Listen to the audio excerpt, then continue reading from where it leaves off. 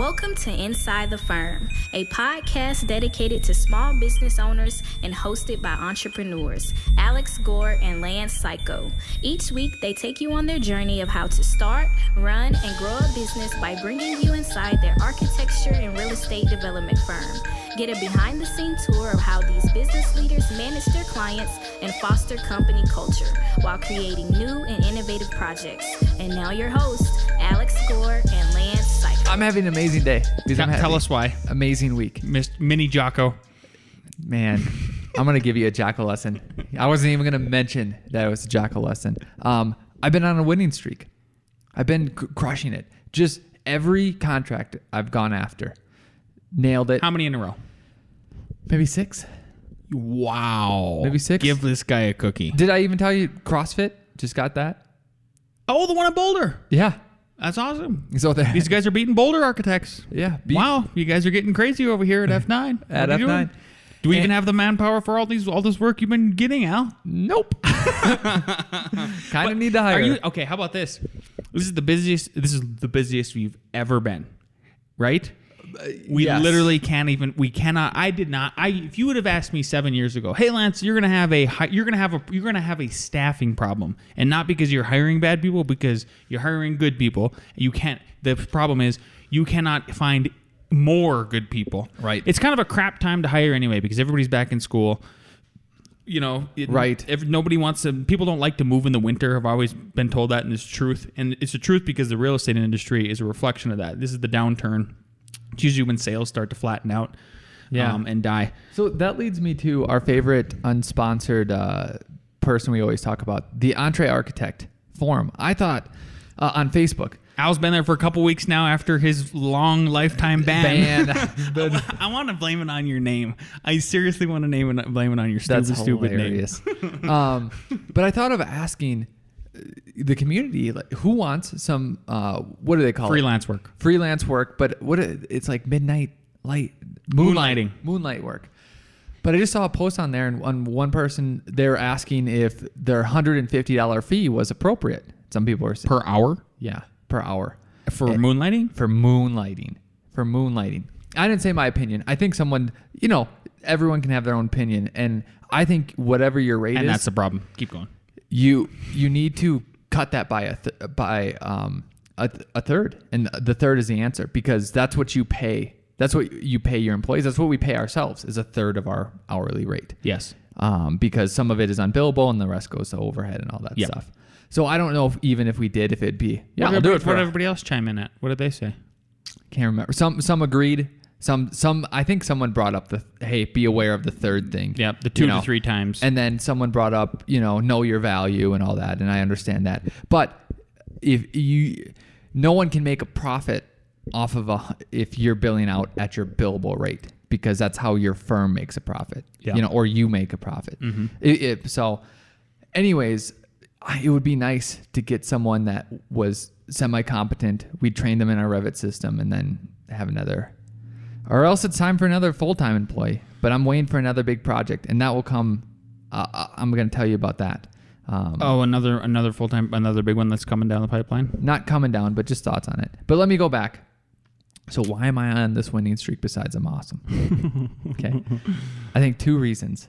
The first reason is, and I don't think we've mentioned this enough, is we made videos. We paid for a professional videographer lady to come in, interview us, and we put them on. And let's give her a full shout out. Her name is Mari Wolf. Woo-woo! Mari Wolf Photography. Check her out if you are in the Longmont Boulder area. We have actually give her a shout out before on the podcast, and she's a listener. So she'll hear this. We won't even tell her. She did a fantastic job. And what Alex is talking about, I think we did 5 videos, didn't we, in total? Well, yeah, we just sat down and then she cut it into 5. Yep. And so they're really great videos. If you go to our website, check them out. They're on Thumbtack. We've used the crap out of them now. We've used the heck out of them now to promote ourselves, and it's worked because why, Al? A client came in, and I gave him, a decent bid. And I said, how did you find us? And he said he was looking for an architect down in Trinidad, and there wasn't really any. And we had a project down in a neighbor city, so we found that. Went on our website. And he goes, I liked your guys' personality. And I saw that in the videos. And one of our videos is a bloopers video. Yeah. Yeah, it's And- outtakes at the end. Yep. And so I think the main video, just so everyone aware, it's 5 minutes long, and then the credits are the bloopers. at the end, Yep. it's just outtakes of us screwing up Naturally. and kind of being off of our game for certain questions. Yep. So that's working for you. I actually walked into a potential client's house in South Denver, I think 2 or 3 weeks ago, and he goes, "Hey, Alex," and I go, "Actually, I'm Lance," and he goes, "Oh, sorry, I was just in the middle of watching your video." Oh, wow. Yeah, I don't even know if I told you that. No, and I no. go, "Really?" So, and then there's another client that I signed this last week, which I want to talk about too, because it's the client who paid all. Yeah, up but front. we'll wait for that. Yeah, I also asked him, I was like, well, why did you pick us? And he goes, well, you guys weren't the low bid, you guys weren't the high bid, you guys are right in the middle, and I just really liked your personality. Like, we really scrutinized you guys and we watched those videos you guys put up. Wow, they're working. I'm telling you, they're working. Yeah. And one of the things, don't you remember? Like we insisted on, and here's what I think is, if we preach it, then we try to practice it, right? And one of the things we wanted to get out with those videos were we just want to show our personalities that, like, hey, we're hilarious, we're fun to work with. And that's where the bloopers came through. And I had no problem putting those in. I actually got into an argument with my wife. Why? Did she? Because she not an argument, a discussion. Yep. Because so she's an entrepreneur too. She has her own business. She's a realtor. And she's like, I've been telling her about the success with the videos. Yeah. And she goes, yeah, I know. I need to make one too. And I'm like, and she starts telling me about it. And I'm like, you got to make it funny. And she took offense to it. And I go, like, no, not in the sense that they don't take you serious. Not trying to do a comedic routine. Like, we didn't try to do a routine. Yep. Right. And Exactly. Maybe Not that's even, what she thought you were saying. Yes. Like, Yes. When it's just people want to work with people they want to work with, and if what comes through is your personality. Like, you have to. There's a personal level here, right? Right. That's awesome. And honestly, I don't even think we were not on our game that day. So it wasn't even not even close. Yeah. Honestly, it was bad. I don't know what our deal was that day, but usually we're pretty good on a mic and a camera. So, and then the second reason I think that I'm crushing it is because I can focus more on it, and I can focus more on sales. This has nothing to do with your diet and your weight right now, Al. No. It's not because of your good looks and your weight, huh? Your chiseled feature of your face at this point. So last winter, the whole firm mocked me for my weight. I've slimmed down. It's called Minnesota weight. Yeah, it's called winter weight. It's actually called northern weight. All you northern people know you put on weight for the winter. And I'm so surprised because everyone says I've lost so much weight. I'm like, was I huge? I've only lost 20 pounds. No, but it's so obvious in your face. I'm dead serious though. Where I'm going with this, you think I'm joking right now? But don't you think like looking decent has something to do with it? Like, you look put together. I think you look put together, right? It has a factor. But I would say there are plenty of people not in shape that are sales. Yes, I agree. But where I'd go is, remember when we a couple episodes we were talking about bad reviews, and for me the bad reviews were basically just time management, being too much work, too much things to do, can't get a hold of everyone, can't respond to everyone, all that stuff. So what I started to do to remedy that is not only fix that problem, but then do a structural solution. So now when I get a project, in the beginning, I'm handing it over to one of the guys, and I'm going over and I'm taking our bid, right, our hourly bid, and then I'm translating that to hours. I saw that, and you're modifying the contract so that it's translated to, instead of a fee, here's the hours. Instead of the fee, here's the hours, right? No. Yeah, I saw. Yes. Yeah. Yep. And then even the big project, that huge project that we had, that the guy's already in the middle of it. I said, okay, how many hours have we billed for? What have we billed for, and how many hours have we done? And we were basically spot on. Wow. We were basically, 1 or 2% off, but basically spot Well, don't on. worry, we'll bring that up in your review. Yeah. and actually, it was like within dollars. That's incredible. Yep. So is that the one that I saw that was modified then? I think I saw. Yes, that's the one you saw. Okay. Yep. So then I said, this is how much time we have left. And then I even broke down how many hours he's been spending in me. So then when I projected in the future, I broke them down in that percentage. I spend an average of a fifth of the time that you spend on. And then said, here are all the tasks that we have to do. We have to get this amount done. So now my brain can focus more on this higher level stuff, which is a principle in Jocko's book. It's called Decentralized Command. You like how that came back? Right. Yeah. It took a long time. There was many jokes. Yep. So there's your Jocko lesson that you just say one more desperately. time. What is it called? Decentralized Command. Bam! That should be the name of this podcast. Decentralized Command. I Yep. love it. Hashtag Jocko. Hashtag Cayko. So that was my thing, but what you want to talk about is a client you got. Yes. Getting paid up front. Yep. So, I posted. So back to the if you're not in the Entre Architect community and you're an architect and you're listening to this podcast, I don't know who you are. Get out of town. We might not be friends after this. Yes. Go check it out and join. And you can just even be a casual observer even at the casual observer level. Is if you were just reading through the comments and what people are saying back and forth, you will learn so many different things. So I took a poll, and this was on Wednesday. And I said, today I am signing a client who is paying 100% up front for our design services on a new house. I've never had anyone do this, and I'm thrilled by the cash influx. How often does this happen to your firm? And I think almost 80 people responded. Over 80, sorry. So 61 people said never. 19 people said rarely. One person said 100% of the time, which that's incredible. Just like, if you don't pay me, all up front. I'm out of here. I love it. Cash is king. Gangster. That should be they should be called cash architects. Yes. That's what I would call them. Yeah. Not even a check. You bring it in cash, in dollars. Just the double I gotta bag. find that person. Yeah, I know. I should click. You can click on them and find Say out hi. now. You can. One person said 5 to 6 times. One person said 1 time, and then nobody said 50% of the time. Number one, I guess we're in the minority here on this, and that's why I asked the questions, because I wanted to know how often. No, I would say you're in the majority because it's happened never/once to us. Right. We're in the minority. Yes, I'm sorry. Majority. That's the way to put it. Or the majority of it. Sorry. Yeah, the majority of people do not get paid all up front. Right. So Unique. What I didn't expect is I didn't expect the conversation. Do you think it was because of your good looks? They just saw you. Yes, that's exactly what happened. Handsome man. Let's give him some money. I should also note this client is they're our age. So we're starting to attract. I think Alex and I mentioned this too. Is we're starting to get into these meetings, and it's a bunch of people that are our age, and I think the tide is turning about who's a mover and a shaker, and the economy's flipping and all that. This was when I had my first meeting with this client, Skype interview. Look at that. I've never heard of anything like that happening before, and it was amazing. So got the client. I mean, there was no glad handshake, anything like that.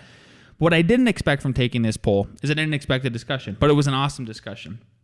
And so I won't name names because this is a private group, but one gal piped up and said it happened to her once, and it was hard for her to maintain production discipline. And then she had tax implications too. And I go, what do you mean by that? At first I just kind of like the whole thought went right over my head. And we got into it further, and she says, it was a big fee for me. And she went on to say that this fee was 50% of her gross income for the year that she got. Oh. So I can totally see how that might be a problem. Yep. And at a low end, it's probably $25,000. You know what I mean? Like if you make it, and that's a very, very low end. So this could be a $50,000, $60,000, $70,000 job. Yeah, this is somebody who's rightfully so. If they can command between 5 and 10% of construction fees, go for it. More power to you. Especially if you're providing like a superior service where you're doing everything, paint colors, all that stuff, right? Yep. So that was interesting. So here's what I was bringing up with you is, what would our cutoff be for us saying we're not going to take that kind of cash influx in at this point? Out is the tax implications if you don't get it all done in a year, then you didn't deliver what you know what I mean? Like you collected more than you delivered, so thus it become is that the tax problem? Oh, well, I don't know. I think, because here's why. What if, let's say somebody decides to pay us $100,000 up front. It's going to happen. Okay. Here's the issue, I think. Let's say they pay us in November, and let's say we get through 25% of the fees, so $25,000. January, they fire us. And we weren't smart enough to put a clause in there that says, you paid us up front, that's your risk, we take all the money. And so here's my quick lesson learned is, thank God it's a substantial commission for us. But but I'm glad in a weird way that it's not like $100,000 just what we're pulling in, because I didn't have a clause like that in our contract for this. So I have to kick ass. Yep, get it done before. Here's another way it could be a tax problem. If it goes over into the new year, and let's say it's substantial. So let's say $100,000, you get it right now and you only complete 50 of it, right? And then next year, you're taking your time. So what it did is that it upped you into a higher tax bracket this year. And next year, you're paying for that work and you're in a lower. Yes. You know what I mean? So Exactly. But maybe there's a number, and especially around the year, we should be aware of this. But the whole discipline, what I would say is, let's just solve that discipline. We'll open up a different bank account and we'll put the money in there. And then once we get done with the phase, we just act like it's the same, bill out, and then take that money and put it in. So we don't see this big pile and work less. I think what you have to do with the money, and I'm not sure, and I would be interested in finding out. I would love to get somebody. So if anybody's listening and they want to commission me $100,000, let's try it. Let's just write the check out. F9 Productions, make it happen. Yep. Just mail it. We'll call you. We'll call you right when we get it. Yeah. I think what you have to do is you have to put in escrow. It's kind of like that. Yes. Like you know what I mean? That, and I'm pretty sure that's how it works. It's literally the same thing. Like it's a tax deferred thing, like escrow is. And I wonder if you could talk to the people who do escrows and say, yes, you know what sets look like? We're going to give you this set, this set, this set. Threes. Break it into threes, break it up into fives, whatever you want. Yeah. You mean bill, like when we bill them out? When we bill to that? Is that what you're saying? Bill against the escrow. Yeah. Okay. Yeah. So then she went on and said, I asked her, hey, would you ever do it again? Because it kind of put her in a pickle as far as taxes go. And she said, yes, I would work out the tax thing first and invest it. Treat it like a lawyer's escrow account that I'm taking care of for a client. But I would not think of it as my money until I had completed incremental services. Who knows if you'll have to return a portion of services for not performed that happened. And then I go, ooh, now that's a great point if the contract is terminated. So there you go. I think for me, this is the lesson of the week. Yep. Is wow, was this cool to get? I mean, and I even called you. I took a picture of the check. I was like, this is crazy. How nobody's ever done this before. And then America, right? And then I had this conversation, and I go, oh, didn't even think of that. So think about that. If you are ever do land into the minority of this, and you get paid up front, I think if it's over maybe $20,000-$25,000 in that range, I would think at that point you need to start considering absolutely, where it lands. For us, just to put it in perspective, although it is a very handsome commission for a custom house for us to do, in the gross scheme of things, I did the calculations. It's about 2% of our gross. So it's not. It's like that doesn't. We don't qualify for putting in an escrow, but right. But if we ever did, and we're gonna get it done before the end of the year. 100%. Yep. I'm putting my main man Action Jackson on it. Action Jackson, shout out to you. So speaking about getting work and getting more work, have you've been crushing it, right? Been if you haven't known, you've been crushing it. Okay. We're getting really good at these townhomes. Yeah. Like we're crushing, to use your term, these townhomes. Yep. And I was on the internet and somehow I found another developer. You know how slow it can be to get a relationship and get a developer. Or get a client. You know, sometimes it's really fast. Sometimes it takes years. Sometimes it actually takes years. But is it worth reaching out? Because there's so many developers that are doing these townhomes of, 5 to 50, 100 of them. I would love I love having one guy on a huge project. Yeah, it's great. It's great. So that's my head in. I was just going to, this is normal business talk. Is it worth just reaching out, sending an email?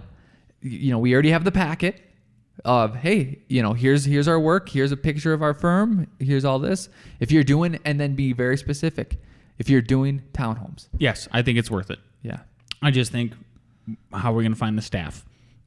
Yeah, exactly.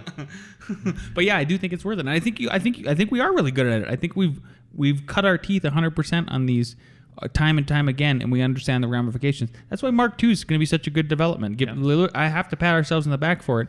Is we know what throws it into IBC versus IRC, the intricacies, and still how we can develop and produce a building that is on a commercial level, but it's still down, in a residential code, less stringent, more flexibility, less cost, all that good stuff. Yeah, awesome. So from there, you brought up an idea about having the firm being employee owned. Now, I've heard about this, but okay.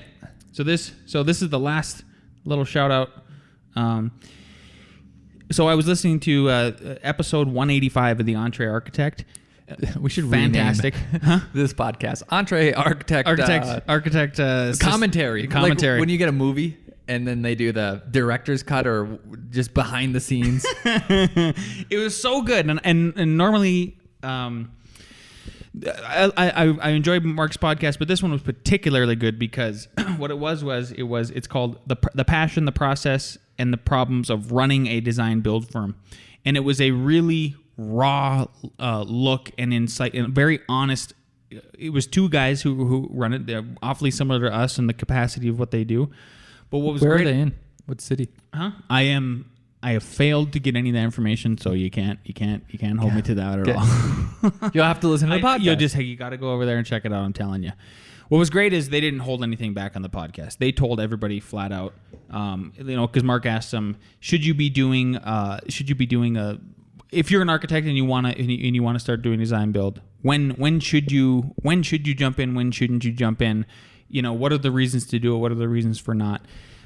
So that was all good. But the most interesting thing and why I want to talk to you about this is they do an employee owned version in their firm, right? Okay. Here's how it works. Okay. I'll break it down for you. And I just want you to tell me if you'd ever be open to this, if you think it's a good idea or a bad idea. Okay. So basically, you got to pay in $5,000. There's a couple criteria. First of all, you have to be an employee for 3 years.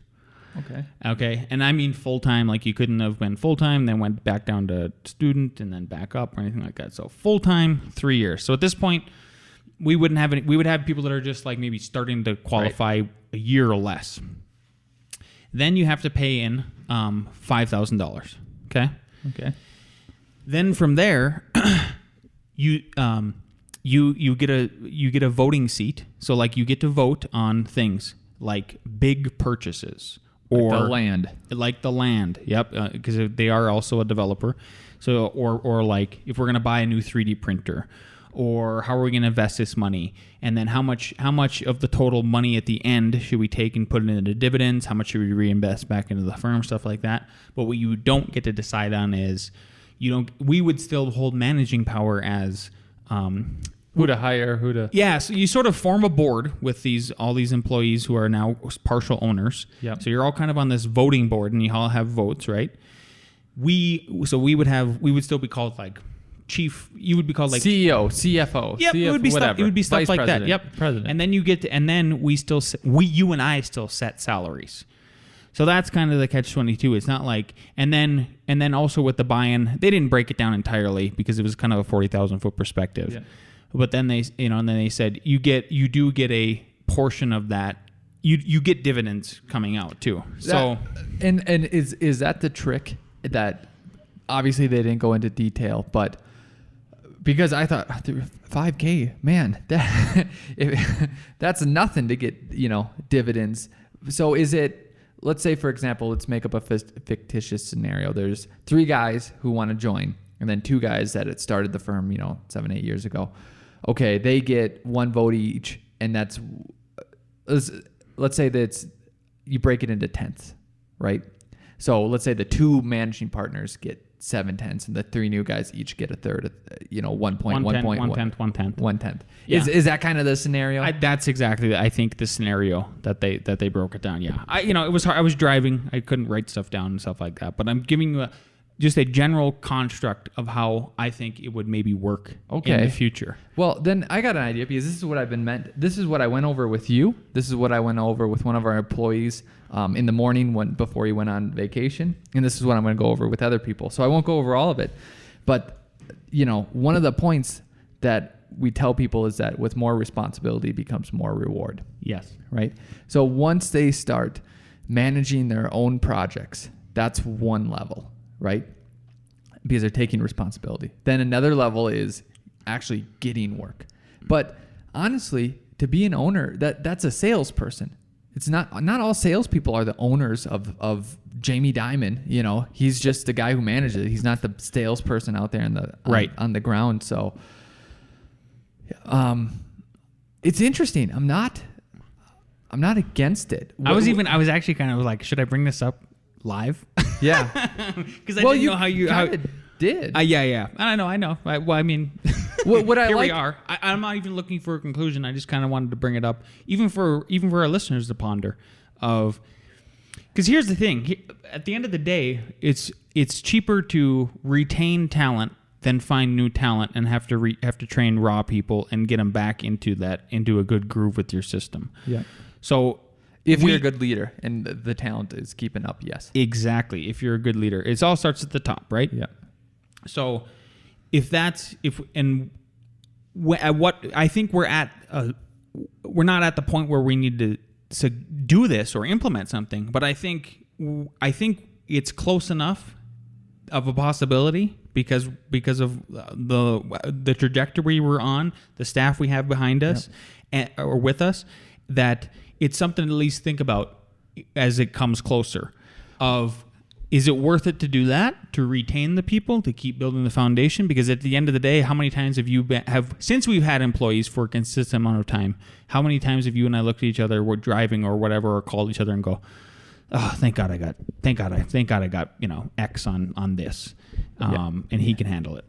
Well, here's the question too: isn't it a great way, and to transition your firm when the leaders eventually leave? Yep. So, and once you look at it like an investment, so you'd have to present numbers to your employees and say, hey, at the end of the year, I'm going to make up a number here. There's $100,000 in dividends that get paid to the share owners. So if you put in $5,000, that means the return for one piece of that, let's say the piece is broken into hundreds. So you get $1,000 each year. So in 5 years, you make your money back, right? I'm not saying that those numbers would be enticing, but what I'm saying is that over the years, they could say, okay, I'm going to keep investing and now I own more and more. And then all of a sudden, it's 15 years down the road or whatever, you are the majority stakeholder. Exactly. We are. It at least sets up the path and the trajectory towards. And to be frank, wouldn't it be, and what those people did, that 5K, aren't you buying the owner's share? So yes. That money would go to... And actually, exactly. And 25... So the way I understood it too is that... so that's exactly what you're doing. And for me, if I was still working for somebody else, it's always been my goal to own a firm no matter what. So, you and I just sort of got thrown into this and kind of forced into it, and everybody knows how it's worked out and everything like that. But if that wouldn't have happened... I would have wanted some kind of opening like this. Well, it's easier than opening up your own shop. The system's already there. And especially if you like the firm too. Especially if you like the firm. What is also cool about it is people make decisions on their emotions, on their guts. I'm getting excited about this, and I own the firm. I already own it. I'm like, how can I do this? This would be great. Can I invest it? Aren't you? Wouldn't that be? I think that's exciting. That's why I'm bringing it up, because it seemed like a good hybrid. Like I haven't heard, because how about this? I hadn't heard anybody peel back the onion and show me how it works. And this seems like we tweak it in our own way, but that's a pretty good starting point. Yeah. I like that we can set it up like a board, so we still have a fair amount of control. And as you and I have grown as owners of this firm and principals and stuff, we've said it many times in this podcast, like we're happy to just delegate and give people more responsibility. So I think we could do it at some point. I think like we're not so control freaks that we wouldn't. Here, and is this a trade-off too? Because the numbers have to be extremely real, because if someone says they're going to come into our firm or work here for 3 years and say, okay, I'm going to give you $5,000, which means I get this percentage of the firm, which means I get this much dividends. That means that it can't be too much of a great offer, because then we go, well, why would I sell you that when I make, $3,000 off of one share of this each year? I make my money back in 2 years. It's not worth me just to get $5,000 now. But I think maybe where the butter is in this is, no, this is based on your firm, people being engaged, people wanting to help it grow. Exactly. And then all of a sudden you have less, but you have less of a bigger pie. Exactly. That's exactly what I think. Exactly what I think the general conclusion is. That's where I went in my brain. So to keep going on this, JLG, shout out them, are a huge firm in North Dakota and Minnesota too. They are employee owned. I think they're 100% employee owned, which is kind of weird, because the government views us as employees. They don't have a public offering, but you get you basically buy stock is the way it works. I'm not sure you get votes. I'd have to ask a couple of our buddies if they get votes. I don't know if it's anything more than a monetary We should return. ask our buddies what their buying plan is, how it works. Yeah. But it'd be a good one for the next fishing trip. Yeah. Or sooner if we get them. But where I was going with this is that, just to let other people know, and this is probably what we do when we explore it, is JLG not only did that, but then also they went on an expansion tear. So they, opened up new branches, and they had a consulting firm that helped, architecture firms do this, give them the blueprint. So I think we'd need to peel behind the curtain and see, like, okay, where are the numbers? How does this make sense? And does it only make sense in a growth strategy where you're opening up, where you're expanding that pie? See, now you just got me excited. Now is when I got excited, is because all of a sudden then, okay, you're giving your initial share, but at the end of the day, the expansion, if you're going to expand the whole thing bigger and start franchising and I've been saying it lately, like, man, we should have a Denver satellite office. Yeah. So all of a sudden Denver, Fort Collins. Yeah, our Denver satellite will be bigger than our home base alignment extremely quickly. And then from a upper level management perspective, it makes me very invested in training them. Yep. And making them grow. Yep. Decentralized Command, Al. Decentralized Command. Bam. We came back again. Golden nuggets. Let's trash this podcast. Awesome. So now, speaking of having fun working with people that you love, is our best friend, Nicholas from NickReads. Here we go. Hello, best friends. I hope you all had a great week this week. A reading. With scale come the opportunities to explore new geographies, to develop new practice areas, and to enhance skills. Scale also brings more of everything, more responsibilities and complexities, more clients and employees, and fresh risks to understand and manage. You must be committed to grasping and acting on these at each stage of your firm's growth, thereby constantly evolving your organization. Scaling service companies. Moving slow and steady is fundamental in scaling service companies because they rely on human talent. It takes time to find talent, to groom and generate value, just as it takes time to win clients and build a book of business. You must earn trust while you customize value per client. Accordingly, repeat client work relies on that client's success at growing their own book of business. Once again, Art Gensler and his many principles. Al, I could dance with you until the cows come home. Better still, I could dance with the cows until you come home. Toodles! First off, his little sayings, does he make them up? Is that a saying? Oh, I write to him in secret and make him do it. No. So awesome. Thanks, Nick. I will always dance with you. 2, this couldn't be more perfect. This couldn't have lined have I up told anymore. you? Have I told you exactly? Aligned is the word. Have I told you that the universe is I am the universe and the universe is me? Look at that. I did not. Yes, you have. So I picked that this morning at 7 in the morning, 8 in the morning. And you didn't tell me about this whole expansion thing until about an hour ago. Exactly. And it's what, 3 in the afternoon, almost 4. Yeah, because as everybody may or does or not know, we prepare for this podcast about 5 minutes before the podcast. You can't tell. You could probably tell. But that's... It's inside the firm. Yeah, it's inside the firm. That's how much time we have. It was just a reminder to take a diligent approach. And I thought the key why I picked this was not only are you, training your people, but whoever you're servicing, you're waiting for them to grow too. So 100%. It's a reciprocating thing. Yeah. No, that fit nicely in. Thanks again, as always, Nick, for being on. And I think we're going to continue on this street of arts principles because he's number one man, biggest firm. I love the way. How do you find these? Or did you just go to? I have the book. It's on my desk. Oh, okay. Yeah, Arts Principles. Pick it up if you guys want because I love it. I love it. You should keep on it. I've both because the last 2 episodes I think we've done those. They're beautiful. Yep. I think he has 50 principles. We'll probably do 20 of them. Who knows? Mm-hmm. Okay. Now we have our favorite segment, Code Questions. Wow, we burned through it that quickly, huh? Cool. Yeah. Cool. Here we go. Whoop. Well, as everybody else knows, Alex is on a streak, a tear, if you will. Yes. Just crushing it through. Did you open up the wrong one? Oh. Might have to pause it here. Yep, you did. I'm going to pause it. Find the next one. 1 second. Yes. All right. Chapter 24, glass and glazing. And then we're done with chapter 24. Thank God. 2408.2.1.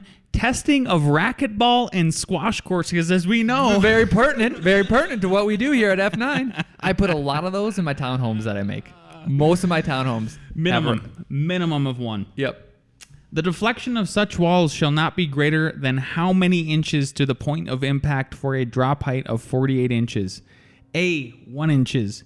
B, 1.5 inches. C, 2 inches. D, 2.5 inches. Okay, explain what that's saying, because... That's what I wanted to actually ask you. He's all my racquetball experience. Exactly, I'm not joking. What the heck does it mean? The deflection of walls, so walls are vertical, I have to point that out, should not be greater than how many inches to the point of impact from a drop height of 48 inches. How are you dropping a wall?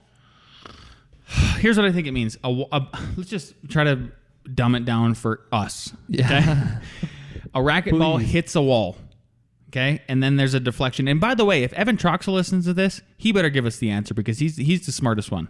I think he's corrected us or knows the answer. Yeah, he knew the answer to proscenium. But, does he play racquetball? No, I'm just saying Evan Troxel's smart. I'm assuming that he plays.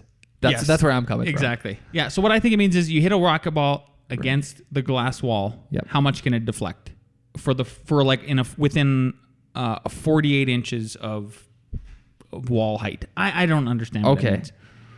So, Yeah. Got to guess. God, I wish that you would find the question. Uh-huh. And then I would look up the answers. Uh-huh.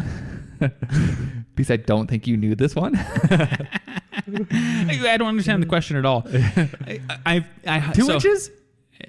1.5. 1.5. Yep. So there you go. If you're designing racquetball courts. Yeah. I picked it because it's so random. Okay. Fair enough. This one is absolutely pertinent because we do houses all the time, and this comes down to Type 5 construction. Okay. I did do a gym in a house, which is you could hit a racquetball in there if you wanted. True. All right. Chapter 25: gypsum board and gypsum board, gypsum panel products and plaster. Okay. 2508.5.3: blocking of perimeter edges. Blocking material shall be installed flat over the top plate of the wall to provide a nailing surface not less than how many inches in width for the attachment of the gypsum board or gypsum panel product. So you understand what they're asking, right? No, explain it. Okay, I'm going to quickly draw it here and talk at the same time. There you go. So I'm drawing a vertical wall, right? Yep. And let's say the rafter is over the top of, there's a rafter on either side of it, right? Yes. So if they're going to attach this gypsum to the underside of the rafters, yep, this is going to be all floppy over here, right? Yes. Okay. So there's a gap in between where the wall goes up and the rafter is maybe 8 inches on one side and a foot on the other side. So they have to put blocking on top of the wall so that you can attach the gypsum to Yep. it, screw it to it. So what is the width that you need for that blocking to be for as far as a surface goes for you to screw into it or nail? You could nail. One, I would turn it the other way and just do ladder framing, because I think that would solve the problem. You get what I'm saying? Yeah, but it wouldn't. But if you did ladder framing, now we're going to get crazy. Then you'd have to secure into the sides there. Well, then if you did ladder framing, which that's not a bad idea, but I'll make it worse. Destroy it. Because so if you have a sheet of sheetrock, well, you're supposed to screw it in so you have whatever like on every the edges. 3 inches. I Or 6 inches. I think it's 6 on the edges. Yeah. Yeah. Okay. And then in the field you need 3, right?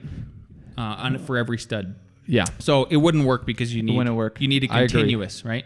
So how wide do you think that 2x6 or 2x4, and really should probably be a 2x6? Well, exactly, because then shouldn't it be equal on both sides? So if you're nailing down, like, shouldn't you have at least that Yes. much on each side? Yes, exactly. So so if you nail a 2x6 to that top plate, as blocking, how far should it extend from the inside, the face of the wall outward for a nailing surface? So I don't know, but if someone asked me in the field, one, I'd look it up, or if I didn't even know that was a code, I'd say put a 2x6 and make sure you have 2 inches on each side.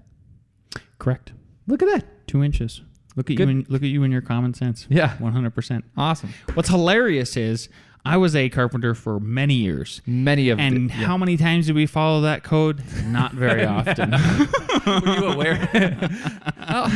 Sometimes it was just, we got some screws in there, we're good. Yeah. Call that a day. Yep. So there you go. Any parting words?